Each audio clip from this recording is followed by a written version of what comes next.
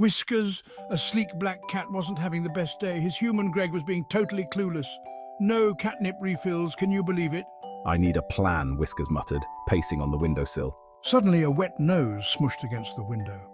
A big, goofy Labrador retriever stared back at him. This was Bruno, Greg's best friend's dog. Bruno was, well, he was a lot. What do you want, Furball? Bruno wagged his tail excitedly. He barked once a sharp woof, then pointed his nose towards the park across the street. The park. What's in the park? Whiskers narrowed his eyes. Bruno barked again, twice this time. He was trying to tell Whiskers about the delicious hot dogs a kid dropped earlier. Food, huh? Whiskers thought. Maybe this big lug wasn't so bad after all. The park was a bust. No dropped hot dogs, only pigeons. Lousy fat pigeons. Whiskers was fuming. See, this is what I get for trusting a dog, he grumbled, flicking his tail. Bruno whined, nudging Whiskers with his head. He hated seeing his new friend upset. He looked around, desperately searching for something to cheer Whiskers up. Then he saw it. Pet Mart. Bruno started barking and jumping, pointing his big nose at the store.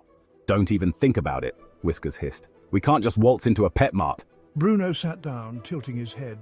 He let out a soft whine, one ear perked up. He knew Whiskers loved catnip. Maybe, just maybe...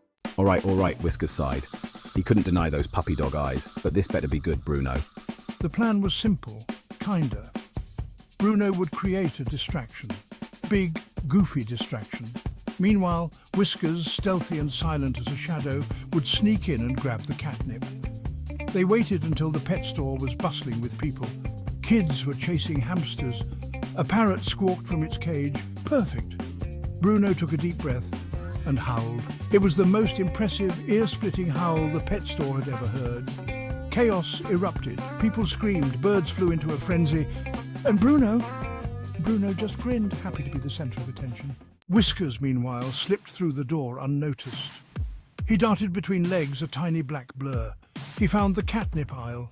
Jackpot, the good stuff. The organic kind Greg usually bought. He grabbed a bag with his teeth and ran. He skidded to a halt next to Bruno. Let's get out of here, he hissed, dropping the catnip. Bruno, still grinning, snatched up the bag of catnip in his teeth. He charged towards the door, Whiskers clinging to his back for dear life. They burst out of the pet store, a blur of black fur and wagging tail. The pet store owner, a grumpy man with a walrus mustache, stood there speechless. He'd seen it all, but this was a new one.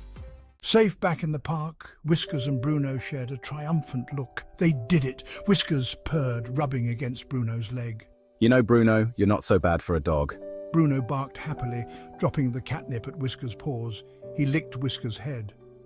As the sun set, painting the sky in hues of orange and purple, Whiskers and Bruno shared the spoils of their adventure. The catnip was good, the company even better. They had faced danger, embraced chaos, and emerged as the unlikeliest of friends. And Greg? He'd just be happy someone was eating his snacks.